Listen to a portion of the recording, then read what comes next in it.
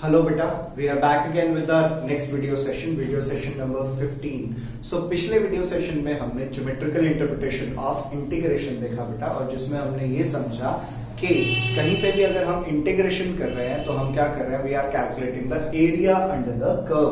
हम किसी भी फंक्शन का अगर इंटीग्रेशन कर रहे हैं बच्चे, तो हम क्या कर रहे हैं, हम उस फंक्शन के या उस कर्व के अंडर जो एरिया है वो कैलकुलेट कर रहे हैं, ठीक है।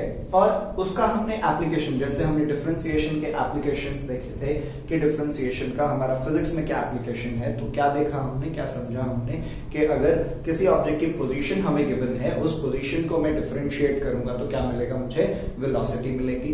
वेलोसिटी को डिफरेंशिएट करूंगा, इंस्टेंटेनियस वेलोसिटी मिलेगी। उस इंस्टेंटेनियस वेलोसिटी को डिफरेंशिएट करूंगा तो मुझे एक्सेलरेशन मिलेगा। ऐसा ही हमने पिछली क्लास में समझा कि अगर हमें किसी एक ऑब्जेक्ट का एक्सेलरेशन गिवन है, इंस्टेंटेनियस एक्सेलरेशन गिवन है, उसको अगर हम इंटीग्रेट करेंगे तो क्या मिलेगा, हमें वेलोसिटी, इंस्टेंटेनियस वेलोसिटी मिलेगी। और उस इंस्टेंटेनियस वेलोसिटी का इंटीग्रेशन करेंगे तो हमें क्या मिलेगा, उस ऑब्जेक्ट का पोजीशन मिल जाएगा बेटा। तो ऐसा ही कुछ हम लोग इस सेशन में करने वाले हैं। एक क्वेश्चन जैसे आप देख रहे हैं बोर्ड पे, तो एक क्वेश्चन है जहां पे एक्सेलरेशन दिया हुआ है ऑब्जेक्ट का, उसको यूज करके या उसको इंटीग्रेट करके हम क्या करेंगे, इंस्टेंटेनियस वेलोसिटी निकालेंगे, ठीक है। अपार्ट फ्रॉम दैट इस सेशन में हम लोग बात करेंगे equations of motions. Equations of motions derive करेंगे हम लोग। 3 इक्वेशंस ऑफ मोशन है, उनको डिराइव करेंगे by using graphical method. Graphical method को यूज करके हम डिराइव करेंगे। और एक और चीज हम देखेंगे वो है 4th equation of motion, that is distance, that is for distance travelled in nth second by a object. किसी एक ऑब्जेक्ट ने nth सेकंड में कितना डिस्टेंस ट्रैवल किया है वो हम जानने की कोशिश करेंगे। चलिए बेटा आके देखते हैं इस क्वेश्चन में किस तरह से हम इंटीग्रेशन का यूज करेंगे। देखिए बच्चे क्या कह रहे हैं, the acceleration in metre per second of a particle is this. ये क्या है, इंस्टेंटेनियस एक्सेलरेशन है, जहां पे t क्या है, टाइम है। If the particle starts with a velocity v is equal to 2 metre per second, ये इनिशियल कंडीशन कह सकते हैं हम लोग। इससे हमें क्या मिलेगा, इसको यूज करके हम क्या करेंगे, constant of integration find out करेंगे। जैसे हमने पढ़ा था इंडेफिनिट इंटीग्रल होता है और बेटा डेफिनिट इंटीग्रल होता है। इंडेफिनिट इंटीग्रल में क्या होगा, कांस्टेंट ऑफ इंटीग्रेशन आएगा। डेफिनिट इंटीग्रल में लिमिट्स ऑफ इंटीग्रेशन होंगे, अपर लिमिट और लोअर लिमिट, वहां पे कांस्टेंट ऑफ इंटीग्रेशन नहीं आएगा। तो यहाँ पे ये जो इंफॉर्मेशन दी गई है इसको यूज करके हम क्या करेंगे, कांस्टेंट ऑफ इंटीग्रेशन कैलकुलेट करेंगे। और हमें कहा क्या चाहिए, velocity at 2 seconds, velocity at 2 second and velocity at 4 second. तो जो हमारी इंस्टेंटेनियस वेलोसिटी आएगी उसमें हम t की वैल्यू क्या पुट करेंगे, एक बार 2 पुट करेंगे तो हमें क्या मिल जाएगा, वेलोसिटी एट 2 सेकेंड्स। और जब हम t की जगह क्या पुट करेंगे बेटा, 4 पुट करेंगे तो हमें क्या मिल जाएगा, वेलोसिटी एट 4 सेकेंड्स। तो चलिए देखते हैं गिवन क्या है, इंस्टेंटेनियस एक्सेलरेशन गिवन है। इंस्टेंटेनियस एक्सेलरेशन क्या गिवन है, 3t² प्लस 2t प्लस 2, और एक्सेलरेशन है तो यूनिट क्या होगी, मीटर पर सेकेंड स्क्वायर। अब वी नो दैट, हमने पिछली ही क्लास में पढ़ा कि vt किसके इक्वल होगा बेटा, vt is equal to integration of at dt। Velocity, instantaneous velocity क्या होगा, इंटीग्रेशन ऑफ at dt। तो at की वैल्यू पुट करेंगे बेटा और इंटीग्रेट करेंगे, 3t² plus 2t plus 2 dt। Separate करते हैं इनको, 3t² dt plus 2t dt plus 2t raise to the power 0 dt आ जाएगा। अब इंटीग्रेट करेंगे, फॉर्मूला था वहां पे x raise to the power n dx का इंटीग्रेशन क्या था, x raise to the power n+1 upon n+1 plus c। वो फॉर्मूला लगाएंगे बेटा यहाँ पे हम लोग, तो ये क्या आ गया, 3, इसका इंटीग्रेशन करेंगे तो क्या आएगा, t raise to the power 2+1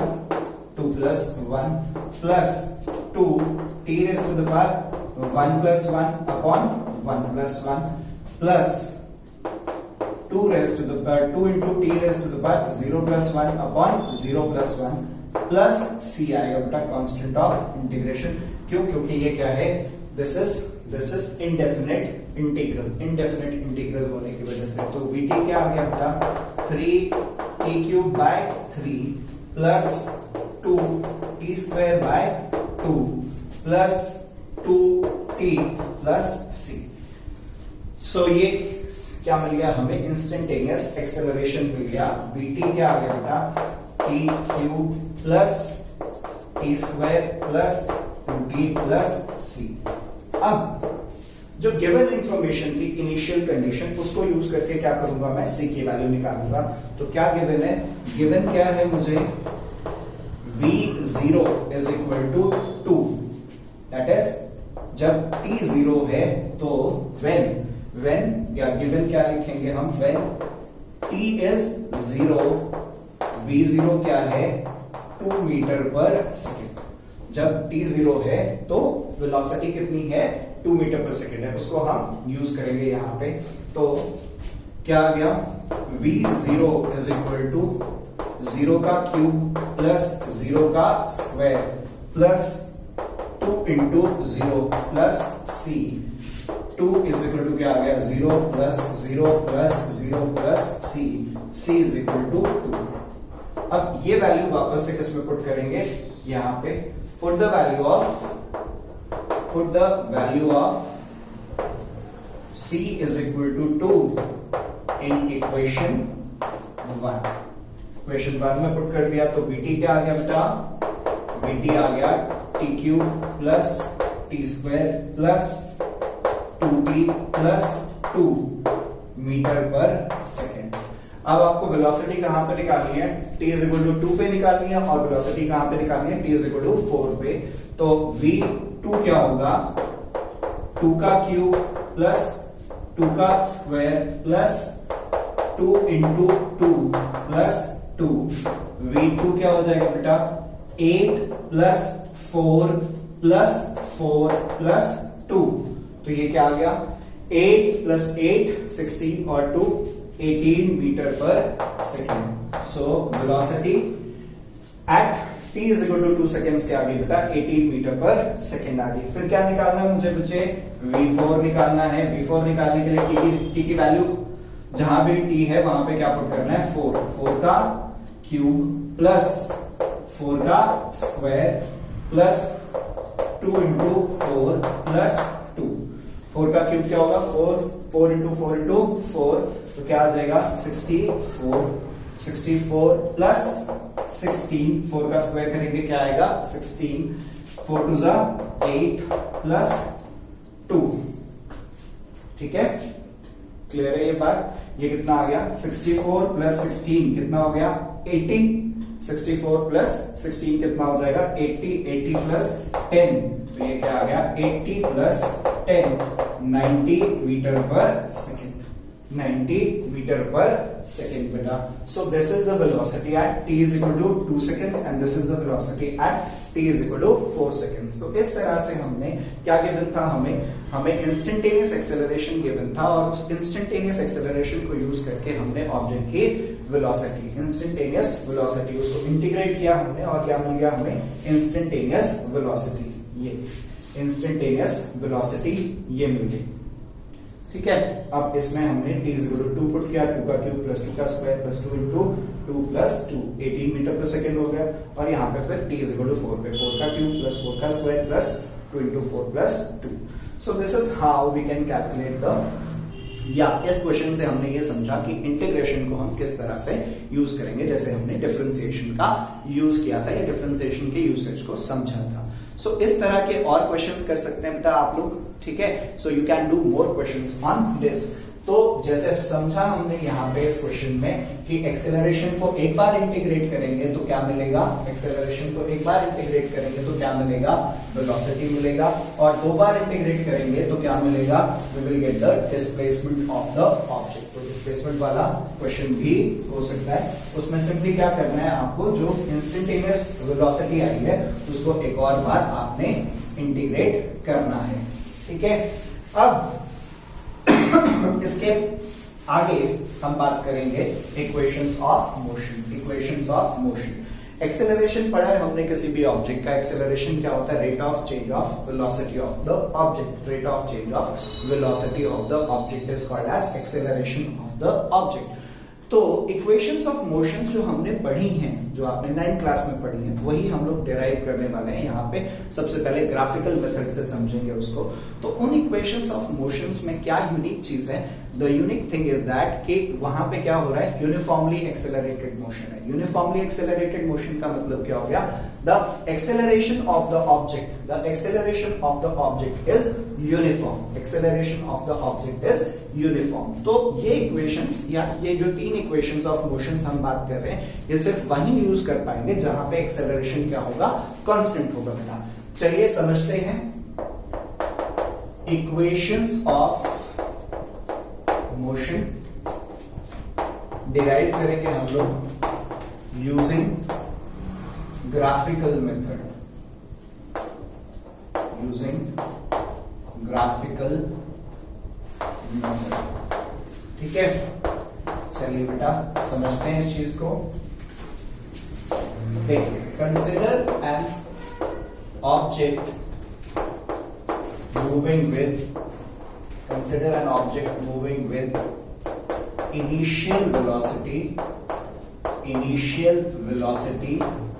u meter per second। एक ऑब्जेक्ट है जो initial velocity u metre per second से मूव कर रहा है, is subjected to a constant acceleration of, is subjected to a constant acceleration of a meter per second square for time t seconds, due to which the final velocity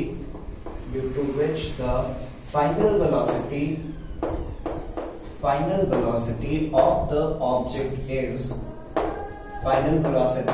object is v meter per second, and the distance traveled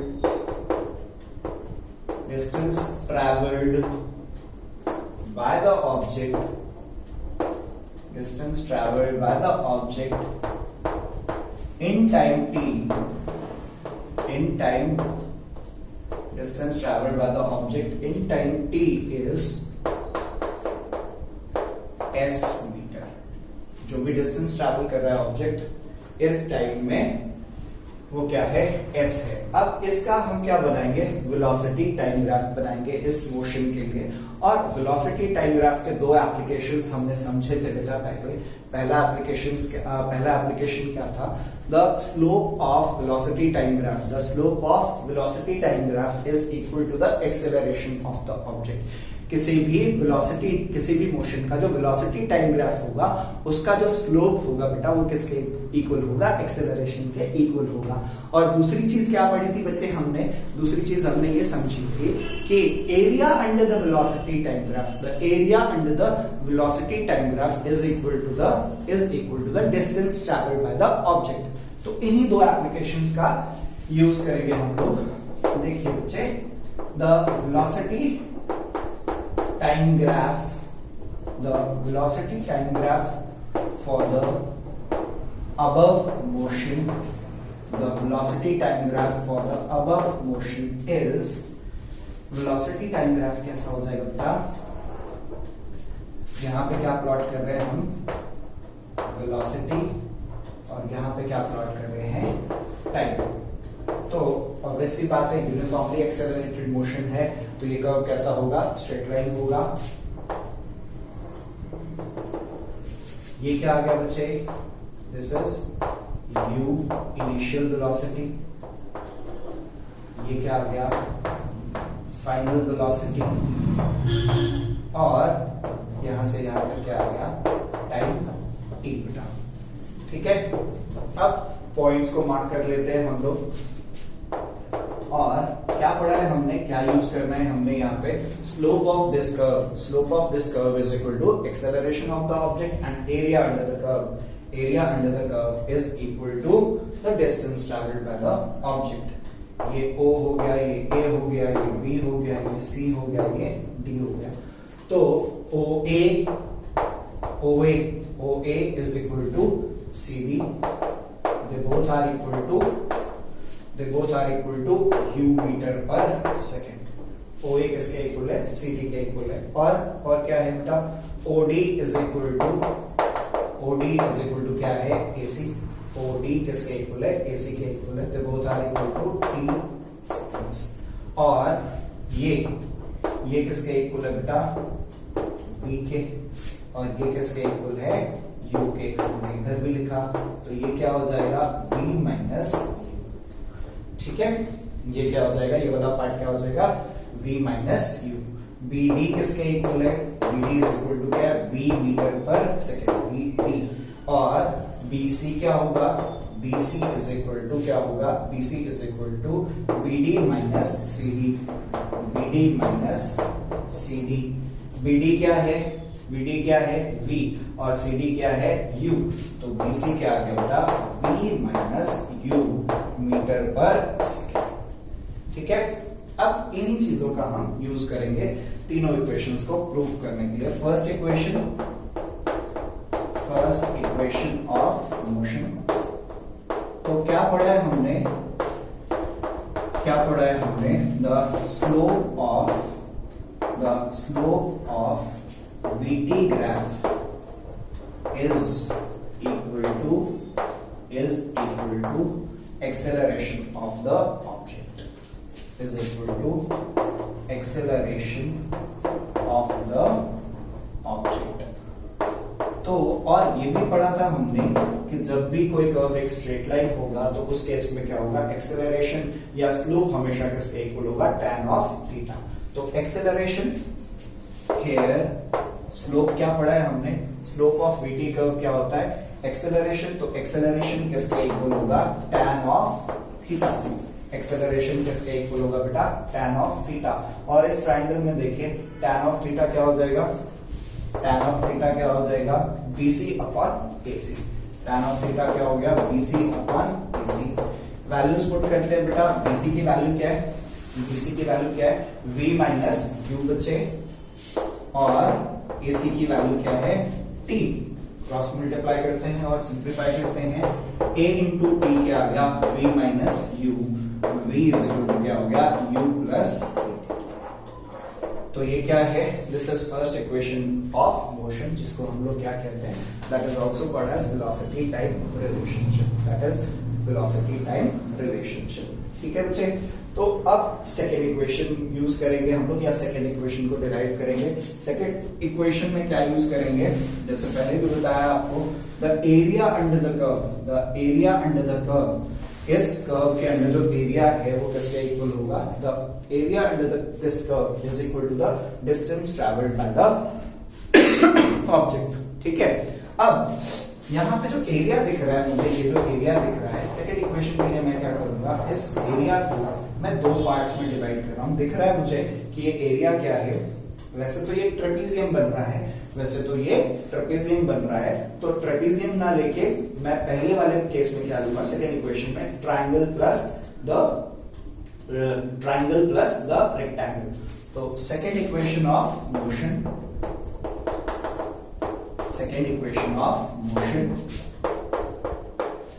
क्या पढ़ा है हमने? we know that the area under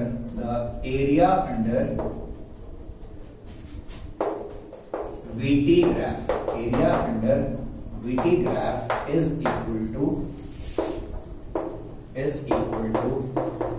the distance traveled by the object. इसके equal है distance traveled by the object. इस case में distance traveled क्या है? S है. तो S क्या हो गया बेटा? Area of rectangle. कौन सा rectangle? OACD. Rectangle OACD plus area of triangle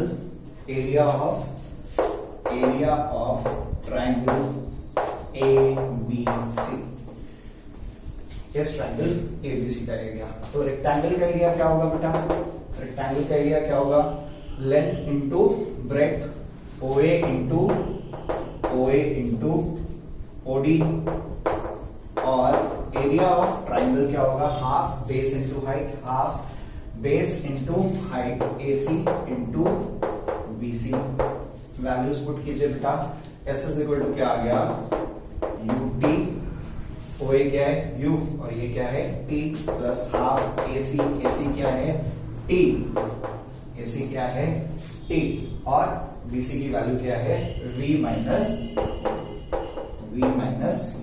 अब फर्स्ट इक्वेशन को यूज करके क्या पढ़ा है हमने, since V is equal to U plus, V किसके इक्वल है, U प्लस AT के इक्वल है, तो V माइनस U क्या हो जाएगा बेटा, V minus U is equal to, और V minus U is equal to AT, तो V minus U is equal to AT यहाँ पे यूज करेंगे, तो S इज इक्वल टू क्या आ गया बेटा, UT plus half T into AT, और S इज इक्वल टू क्या आ गया, UT plus half AT square.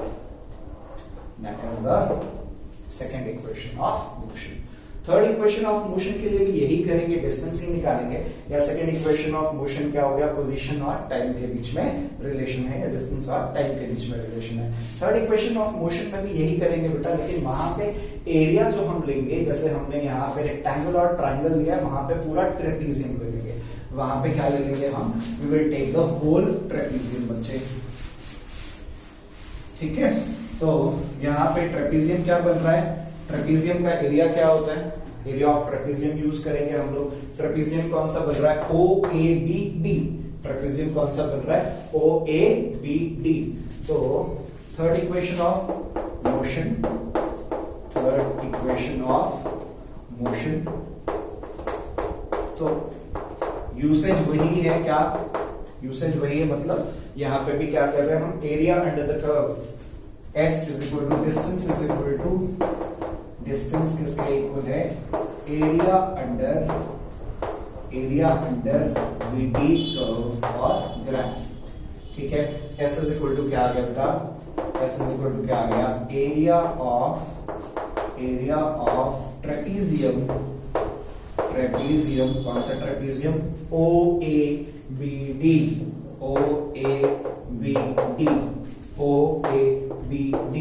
और ट्रेपीजियम का एरिया क्या होता है, half of sum of parallel sides OA plus BD into OD, OA plus BD into OD। तो S इज इक्वल टू क्या है, हाफ, OA क्या है U है, और BD क्या है V है, U plus V into OD क्या है, OD क्या है TF था। अब T की वैल्यू यहाँ पे पुट करेंगे, सिंस क्या पढ़ा हमने, V इज इक्वल टू क्या है, U plus AT, V minus U क्या आ गया, AT, T क्या आ गया यहाँ से, V minus U by A, T की वैल्यू क्या है बेटा, V minus U by A, तो S इज इक्वल टू क्या आ गया, half V plus U into V minus U upon A, ये 2S इधर मल्टीप्लाई हो जाएगा, 2AS is equal to V square minus U square, A plus B into A minus B, ठीक है बेटा। तो ये हमने third equation of motion derive कर दिया। इसके बाद क्या करेंगे हम लोग, फोर्थ इक्वेशन ऑफ मोशन की बात करते हैं, या जिसको कहा जाता है distance travelled in nth second. अब distance travelled in nth second का मतलब क्या है, distance travelled in nth second का मतलब क्या है, उसको समझते हैं पहले हम लोग। जैसे सपोज मैं चाहता हूं कोई एक ऑब्जेक्ट मूव कर रहा है, और कैसा मोशन है, यूनिफॉर्मली एक्सेलरेटेड मोशन ही है, ठीक है। The object is having a, या object is in uniformly accelerated motion में है वो, ठीक है। और मैं चाहता हूं उस मोशन के अंदर 10वें सेकंड में, 10th सेकंड में क्या डिस्टेंस ट्रैवल किया, तो सिंपली 10th सेकंड का डिस्टेंस कैसे निकलेगा बेटा, जो ऑब्जेक्ट है उसने 10 सेकंड्स में जो टोटल डिस्टेंस ट्रैवल किया, 10 सेकंड्स का जो 10 सेकंड्स में जो उसने डिस्टेंस ट्रैवल किया है, उसमें से अगर मैं 9 सेकंड्स का, उसने जो 9 सेकंड्स में डिस्टेंस ट्रैवल किया है उसको मैं माइनस कर दूंगा, तो मुझे किसका डिस्टेंस आ जाएगा बेटा, 10, मुझे 10 10th सेकंड का डिस्टेंस आ जाएगा। इसका मतलब क्या होगा कि किसी एक सेकंड का मुझे डिस्टेंस चाहिए, तो कॉन्जिक्यूटिव नंबर ऑफ सेकंड्स के अंदर उसने जितना डिस्टेंस ट्रैवल किया उसको सब्ट्रैक्ट कर दूं मैं, ठीक है। तो उसको क्या कहते हैं हम लोग, distance travelled in nth second, distance travelled in nth second बेटा। चलिए देखते हैं, consider an object moving with initial velocity u meter per second is subjected to a constant acceleration of a meter per second square, ठीक है। let Sn and Sn minus 1 be the distance traveled by the object in n seconds and n minus 1 seconds, n seconds में और n minus 1 seconds में जो distance travel किया। और अभी अभी बताया कि distance travelled in nth second क्या होगा, इसमें से क्या माइनस करेंगे, ये माइनस करेंगे। So the distance travelled by the object in nth second, that is dn will be, dn किसके इक्वल होगा, dn is equal to Sn minus Sn minus 1। तो सिंपली क्या करना है, मुझे Sn निकालना है, उसमें से क्या माइनस करना है, Sn minus 1, ठीक है। by using second equation of motion से हम Sn और Sn minus 1 की वैल्यू निकालेंगे बेटा। Sn क्या हो जाएगा, un plus half an square, Sn minus 1 क्या होगा बच्चे, un minus 1 plus half an minus 1 का होल स्क्वायर। ये दोनों वैल्यूज कहां पे रखेंगे, क्वेश्चन नंबर 1 में। तो the values of Sn and Sn minus 1 from equation 2 and 3 in equation 1 में रख लेंगे। तो dn क्या आ गया, un plus half an square minus un minus 1 minus half an minus 1 का होल स्क्वायर। अब मुझे इसको सिंप्लीफाई करना बेटा। तो u वाली टर्म्स को एक साथ रख दिया मैंने, d इज इक्वल टू क्या हो गया, un माइनस n माइनस 1, ठीक है।